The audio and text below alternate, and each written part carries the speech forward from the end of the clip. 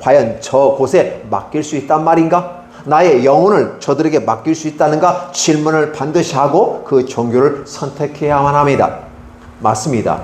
때로는 이단 사입이나 기타 다른 거에 대해서 이런 질문도 하거니와 기독교인인 여러분 자신들조차도 이 기독교에 들어와 있음에도 불구하고 기독교가 여러분에게 종교에만 다른 일반 종교인들처럼 그런 마인드를 가지고 한다면 하나님의 나라와 관계없이 살아가는 모습이라고 성경은 얘기하고 있는 것이죠. 그래서 오늘 이 본문에 그렇게 말합니다. 예수님께서 수많은 일들을 감당했습니다. 그래서 많은 사람의 인기가 폭발적으로 늘어납니다. 어떠한 사람들은 침상체에 메고 와서 시장에 넣고 예수께서 지나가신 상을에 5대만 스쳐도 나을 것이다. 왜? 10년 동안 혈병 걸린 여인이 5대만 손을 댔어도 스쳐가는 옷자락에만 손을 대서도 병이 나았다는 소문이 들립니다. 이 정도 되면 게임 끝난 겁니다. 하나님의 나라가 확장되고 있습니다. 그러다 보니까 이 소문이 예루살렘에까지 들리게 됐고 바리새인과 서기관 중 몇이 예루살렘에 와서 예수께 모여들었습니다. 즉 이 성간에 오늘 이 본문은 어떤 하나님의 나라에 대해서 전파하고 지금 그런 와중이 아니라 한가로운 모습 가운데 쉼의 한 과정 속에서 예수님과 그의 제자들이 함께 생활하는 일상의 삶의 모습을 바라보면서 일상의 삶을 그들은 전통을 따라 해석을 해놓았습니다. 어떤 해석을 해놓았을까요?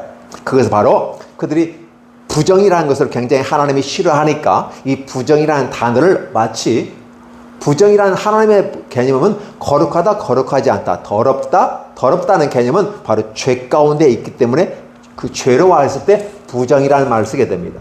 근데 이 부정을 크게 확대하다 보니까 일상의 삶 속에 더러운 것조차도 부정한 것으로 보게 되는 것이죠. 그러다 보니까 그들은 어떻게 합니까? 하나님의 말씀을 확대 해석을 하는 건 참 좋은데 문제는 부정한 손과 손을 씻지 않은 것은 차이가 있습니다.